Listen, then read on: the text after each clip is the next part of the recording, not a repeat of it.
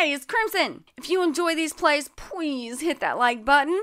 That way we know. Don't forget to subscribe and share it with all your friends. When you sleep, you enter into another world. Beyond that world lies the doorway to nightmare.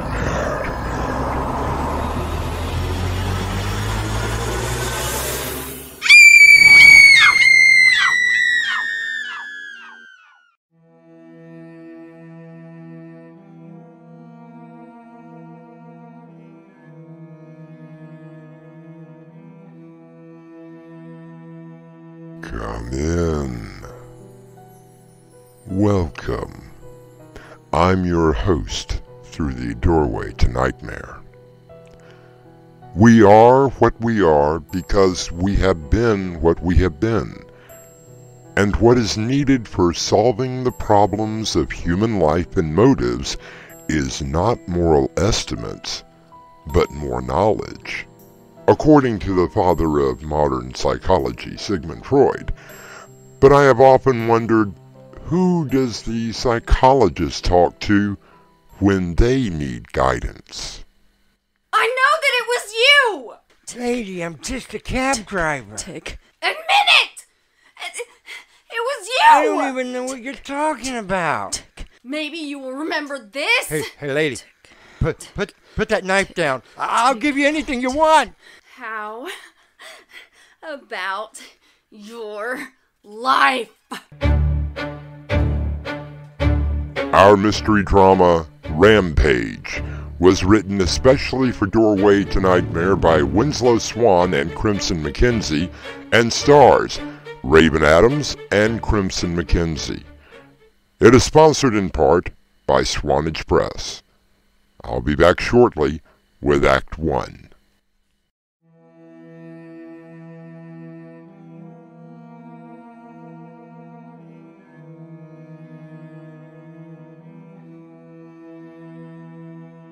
There are some people who feel the need to talk to someone about problems in their life.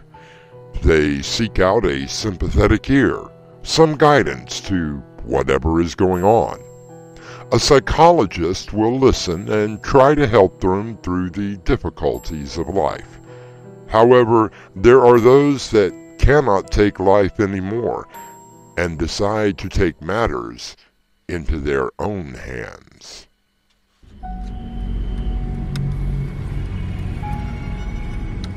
Tick, tick, tick. I know that you were out here somewhere. Tick, tick, tick. You think that by keeping me locked away, you can just get away from me? You forgot who you are dealing with. Tick, tick, tick. You couldn't kill me when you stabbed me. I was too tenacious for that. I saw your face. I know what you look like. Tick, tick. Excuse me, ma'am, but do you need some help? What? I said, do you need some help? I saw you walk into the alley, and the way that you're dressed... What's wrong with the way I'm dressed? Well, you're wearing a nightgown. It looks like you have pajamas on. Not exactly the thing to wear in the middle of the city. I'm trying to get to my apartment. Oh. Well, where do you live? Over on 5th Avenue. I take this alley because it's a shortcut. No, ma'am. 5th Avenue is about 7 blocks in the other direction. Why did you follow me? Ma'am, have you been in an accident? Who are you? I'm just trying to help. No, you are him. You did it. Let me get you to the hospital. I do know you. You are the one. It's you. Dark hair, about 6 foot. That watch. Tick, tick, tick. Hey, lady, I was just trying... The gold watch. Tick, tick, tick. I remember that as you put your hand over my mouth. Tick, tick, tick, tick. I remember everything. Tick. Hey, put that knife down. Did you think you could attack me again? Oh, Not this time! Oh.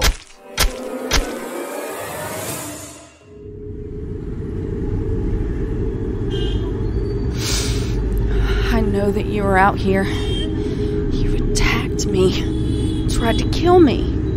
And for what? A couple of dollars? Or did you have something else in mind? I knew that I should not have been on that side of the city, but the car had broken down. You said that you would help me. Need a cab, lady? What? Oh, yes, I do. Yeah. Where to? I'm not sure. Hey, are you okay? Maybe you need to go to the hospital. Yes, the hospital. I do need to be at the hospital. Which hospital? I'm sorry? Lady, we got 4 major hospitals here, not to mention the 7 private ones. Which one do you need to go to? I'm not sure. Say, you don't look so good. Are you hurt? Why do you ask that? You got blood on your gown and on your hands. Someone attack you? Yes. You did. Me? I'm just a cab driver. You know what you did to me? You know that you left me to die in that alleyway. I remember. Dark hair, about 6 feet. That flippin' watch. Lady, I think you need some You didn't help. think to change your clothes? You thought I was dead, didn't you? Now look, I'm just a cab driver and... No, it's you. I recognize your face. Hey, now, lady. Admit it. Admit what you did. Put that knife down. I can never forget that watch. Look, you can have all the money. And you do it again. Tick.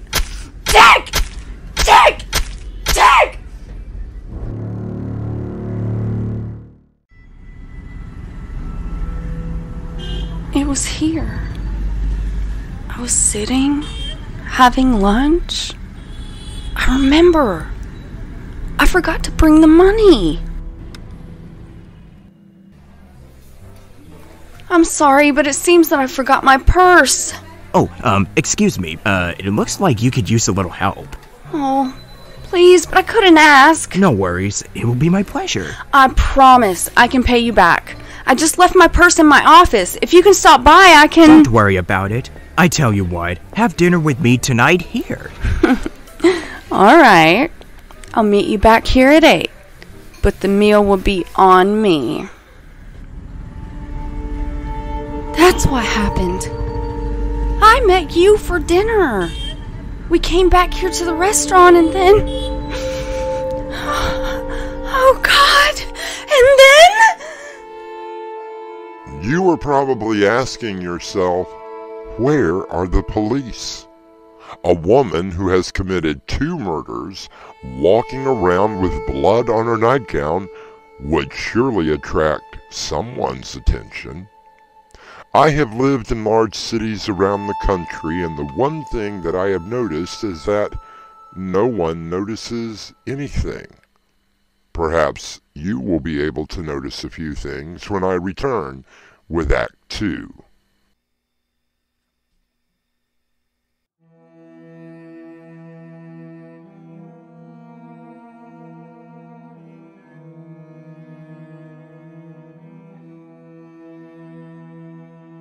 The pendulum of the mind oscillates between sense and nonsense, not between right and wrong, so says Carl Jung.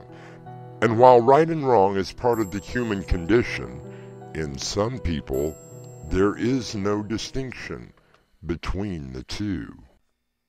Hiya, Lieutenant. Hi, Henry. Come in and sit down.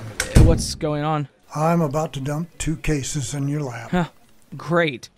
as if I didn't have enough. You know I wouldn't do it if I had more detectives, but the city's cut our budget yet again, so it's you. Just give me the files. Happened about an hour ago.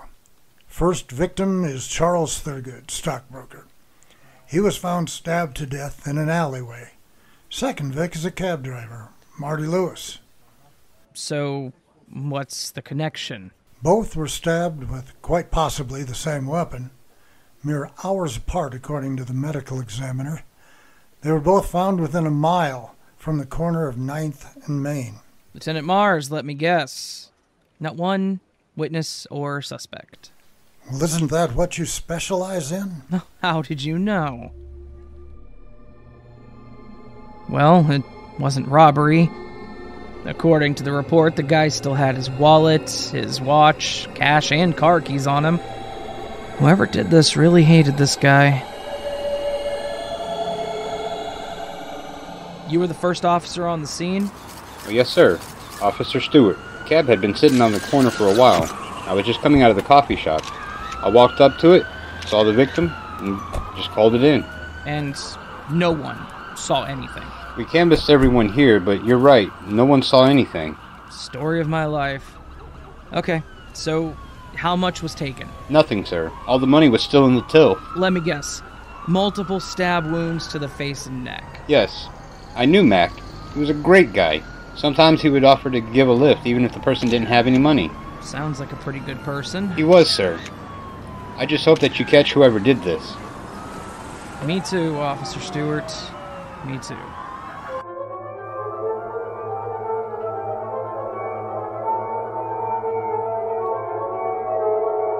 Lieutenant Mars, I think we have a serial killer on our hands. Now, what would make you think that? 2 corpses. Both stabbed to death. Neither of them robbed, and neither of them have a connection to each other. Someone is out there with a very large knife, and apparently looking for their next victim. At the very least, a spree killer. 2 bodies, same MO, both DOA, and they both quite favor one another. Let's not talk like that. The last thing I need to do is send the city into a panic. What does the brain people say? They're giving me a profile of a white male, 30 to 40, schizophrenic, probably homeless, who's had something very bad happen to him. He may not kill again, but the chances are pretty high. He's tasted blood, and he wants more. Great.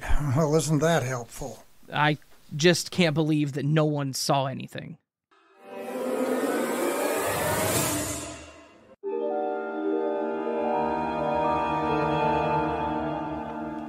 Tick, tick, tick, tick, tick, tick, tick. You were so kind. You wanted to drive me home. You wanted to have a drink. What did you do? You dragged me into a filthy, dirty alley and tried...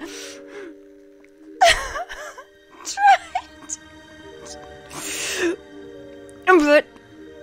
Oh... I will find you. Do you hear me?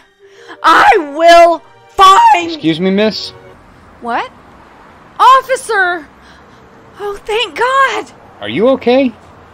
I've been attacked. Let me get you to the hospital. Are you bleeding? Me? Oh, no. It isn't my blood. Well, is the person who attacked you hurt? I'm not sure.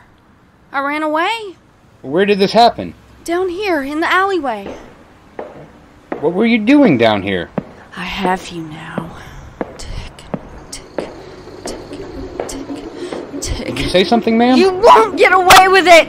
That watch! It gives you away every time! Why can't you just leave me alone? Tick! Tick! Tick! Tick!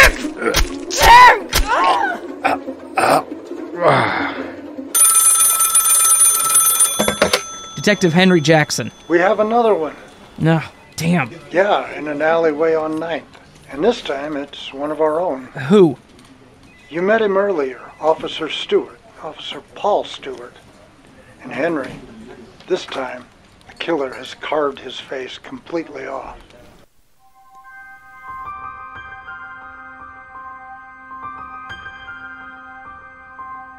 Detective Henry Jackson slowly puts the phone down. He heads out to the latest murder crime scene, dreading to see the aftermath. I suggest we take a short pause before we get into the aftermath of Act 3 shortly.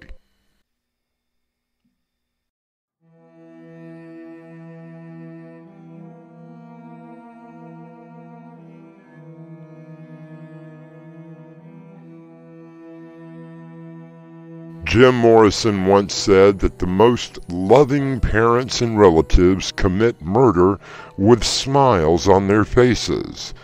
Our Lady in the Nightgown seems to have no qualms in dispatching her victims. He never even had the chance to pull his weapon. The only blood that wasn't his was on his wrist and his watch. I'm hoping that we get a fingerprint analysis. He's only been on the force for about 2 years. I'm the one that has to go and tell his family that I'll do it, Lieutenant. Right now, let's concentrate on who might have done this. What are you looking at? Maybe nothing. You see that woman over there? Who? The homeless one? Yeah, maybe she saw something. They talked to everyone out here. I just want to ask her. You never know. Yes, I see you. Walking across the street. Tick, tick, tick. You were dressed in that dapper business suit that night as well. I'm so glad that you met with me tonight. You are a very wonderful lady. Oh, I'm no one special. Well, I beg to differ. Well, now, if you are finished. My, that is a very handsome watch. I got it as a gift this evening at the promotion party. Promotion? Yes, I was promoted to lead investigator. Quite an honor. Now, why don't I walk you to your car? Why, thank you, kind sir. You are a gentleman. Oh, my car is over here. Will you look at that? What? It's the darndest thing. You should really see this. What do you see? This. Oh, God! A knife? Please don't hurt me! Don't be silly, darling. I'm not going to hurt you.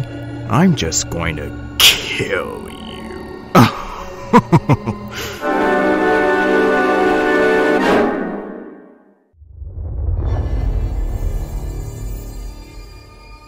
That's what you said. You were going to kill me. That watch. I heard your watch. Tick, tick, tick, tick, tick.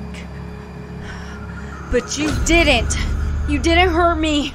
I survived because that is what I do. Excuse me, miss? Oh, yes. I see you. Walking up to me. Do you have a knife? I have a knife. Did you happen to see... Hey! And now I have you! Hold it! Don't make me shoot! You! You did this to me! Stay right there! And now, I will kill you!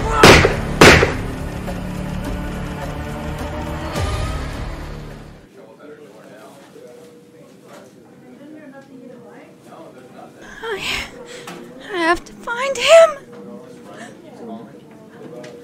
I have to. You are going to be okay. I'm giving you something to calm you. No, I have to find him. Do you know what day it is? Of course. It's Thursday. Can you tell me your name? I'm Abby. Abigail Jones. Are you sure? Of course I'm sure. I should know who I am.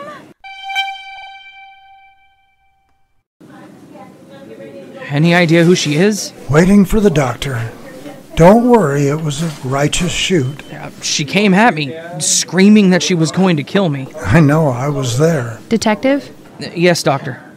Well? She's going to be okay. You shot her in the shoulder. It was in and out. We have her sedated. But who is she? That is Dr. Mary Williams. She's a psychiatrist who works on the 4th floor. The 4th floor? But isn't that... Yes, the maximum security ward. She left work 2 days ago and no one has heard from her since. Until now. So what happened? She spent the last decade or so listening to traumatized victims and their horror stories, doing what she could to try and help. She was working with the Special Victims Unit on a variety of issues, mostly dealing with young girls and women who had tragic events in their life. Imagine the horror stories that she's heard. To tell you the truth, I'm not surprised that this has happened, knowing what she must have been hearing all of these years and having to deal with it herself. I wonder which one sent her over the edge. The longest patient that she had was Abigail Jones. She's been seeing her every Tuesday for the past 10 years. Who is Abigail Jones? She was the case that you guys worked a decade ago. She was rescued from an uncle who had kept her in the basement off of 9th Street in Maine for almost a decade. She broke free, killed him, and has been here ever since. I remember that case. When we found him, she'd sliced his face until it was unrecognizable. All we had was a corpse with a bright, shiny gold watch. God only knows what he did to her in that place. And Dr. Richards has been treating her every Tuesday since it happened. She would never talk to any male psychologist. She took up with Mary, and they finally began a dialogue about a year into her treatment. Before that, all she would say was, "That watch, I see it, I know it, I will find you, you won't hurt me again."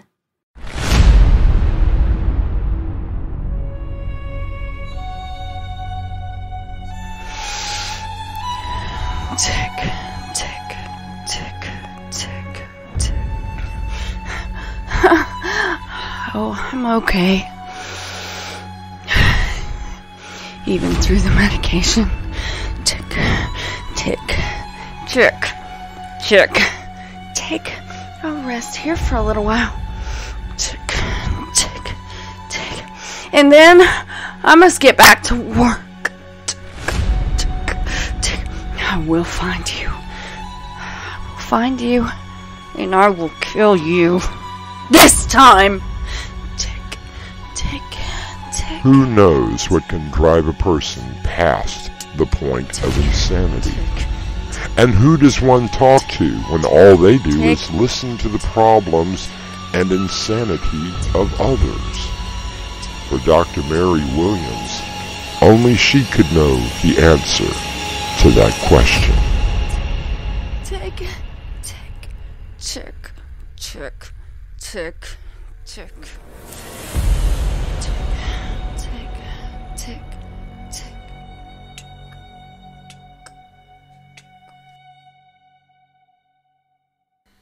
I'll be back with a final word.